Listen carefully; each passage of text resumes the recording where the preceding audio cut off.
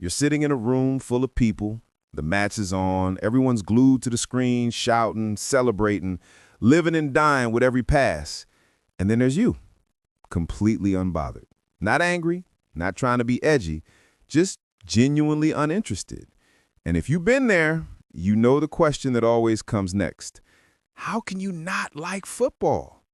But here's what's fascinating. Your lack of interest isn't a flaw.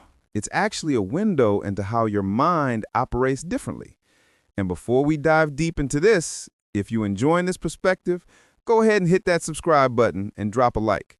It genuinely helps us create more content exploring the psychology behind everyday choices like this. Now let's get into it.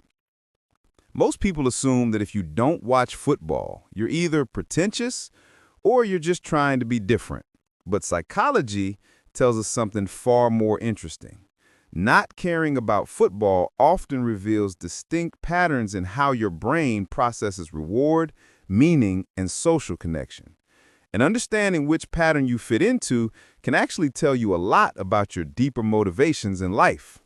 Let me paint you a picture. Imagine two people watching the same goal. Person A jumps out of his seat screaming, feeling genuine euphoria. Person B watches the same moment and feels nothing. Not annoyance, not superiority, just emptiness. Same stimulus, completely different response. That difference isn't random. It comes down to how their brains are wired to experience vicarious achievement. Some brains are built to feel intense emotions through other people's success. Others simply aren't. And neither is wrong. They're just different operating systems. So let's break down the 4 psychological profiles of people who don't watch football.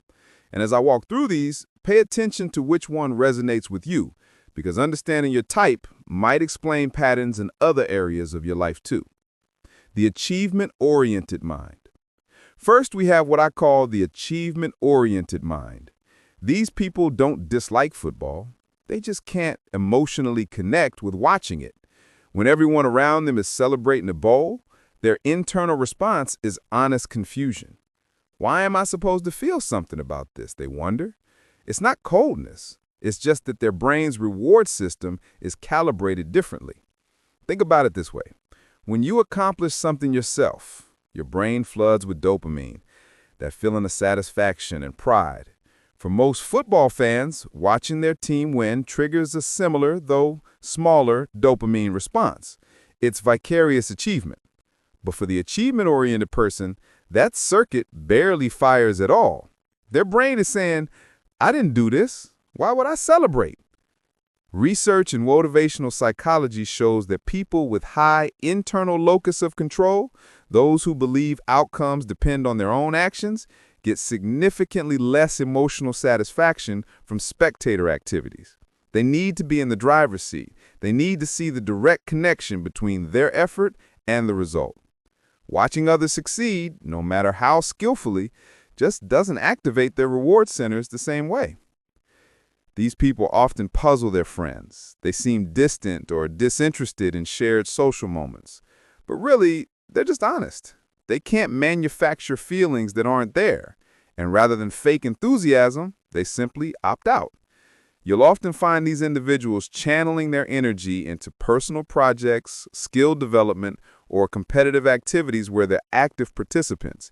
Because for them, real satisfaction comes from what they build, not what they witness. The awakened skeptic. Now, the second type is particularly interesting because these people used to be fans. They used to care deeply. They knew the stats, followed the drama, felt the highs and lows of every season. But something shifted. They started seeing the machinery behind the spectacle. The awakened skeptic experiences what we might call a collapse of perceived meaning. They started noticing the commercialization, the manufactured narratives, the parasocial relationships with athletes who exist in a completely different universe. And slowly, the magic disappeared. Not because they became cynical, but because they became aware. This shift often happens during transitional life periods. Maybe they faced a personal crisis and realized that their team's victory didn't actually improve their life. Maybe they started questioning how they were spending their limited time and attention. Maybe they noticed the emotional manipulation in sports marketing and couldn't unsee it anymore. There's a psychological concept called the illusion of knowledge proximity. Fans often feel close to teams and players because they know so much about them, but it's a one-way relationship. The awakened skeptic recognizes this asymmetry and can't ignore it anymore. They see themselves investing emotional energy into people who don't know they exist, celebrating wins that don't change their own circumstances. This isn't bitterness, it's a recalibration of where they invest their emotional resources. They're not rejecting football out of superiority, they're rejecting the idea that it deserves a central place in their mental and emotional life. And once you see it that way, it's hard to go back. The alternatively engaged. The third profile is perhaps the most misunderstood. These are the people who don't dislike football. They're just genuinely more excited about other things. Their friend group might be obsessed with the game, but they're thinking about cars, music production, video game design, cinema, or any number of other pursuits that light up their brain in ways football simply doesn't. Here's the key insight. Human brains don't all find stimulation in the same places. Some people have what psychologists call broad attentional preferences. They need variety, complexity, and personal relevance to stay engaged. Football, with its repetitive structure and emotional predictability, doesn't provide enough novelty. Consider this. Football has a set format. Teams, a ball, a goal. The rules don't change. The basic dynamics remain constant.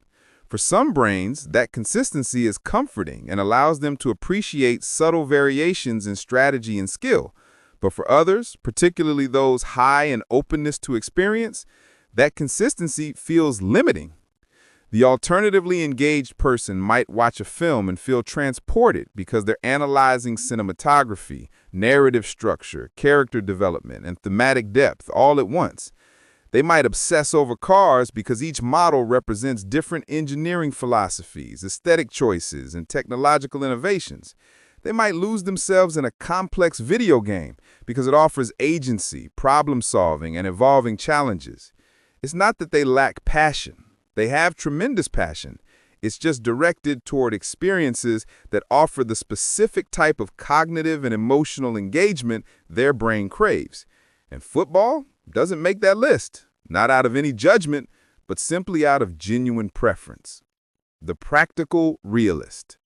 And finally, we have the practical realist. And honestly, this might be the most emotionally raw of the four types. These people look at football and think, why would I watch millionaires living their dreams when I'm struggling with mine? There's no pretense here, no intellectual justification, just honest self-awareness. For them, watching football doesn't provide escapism. It provides contrast, a painful reminder of the gap between where they are and where they want to be. And some people can watch sports and forget their problems. But for the practical realist, watching success amplifies their awareness of their own stagnation. And rather than subject themselves to that emotional experience, they simply choose not to watch. There's also a subset of practical realists who take a more philosophical view. They look at football and think, this doesn't solve anything. This doesn't make the world better. Why should I care? They're not being dismissive. They're operating from a values framework that prioritizes tangible impact and practical outcomes. Entertainment for them needs to serve a purpose beyond momentary distraction. So which type are you? The achievement-oriented mind who needs personal involvement to feel satisfaction? The awakened skeptic who saw behind the curtain and couldn't go back? The alternatively engaged person whose passions simply lie elsewhere? Or the practical realist who can't justify the emotional investment? Or maybe, like most people, you're a combination. Maybe you're achievement-oriented in some areas, but alternatively engaged in others. Maybe you went through an awakened skeptic phase, but landed somewhere else. Understanding your relationship with something as culturally ubiquitous as football can actually reveal deeper patterns about how you relate to social norms, where you find meaning, and what your brain genuinely responds to. Because at the end of the day, not watching football isn't really about football at all. It's about understanding yourself. So drop a comment and let me know which type resonates most with you. And if you found this perspective valuable, share it with someone who's always felt out of place during game day. Sometimes the most powerful thing is simply knowing you're not alone in how you see the world.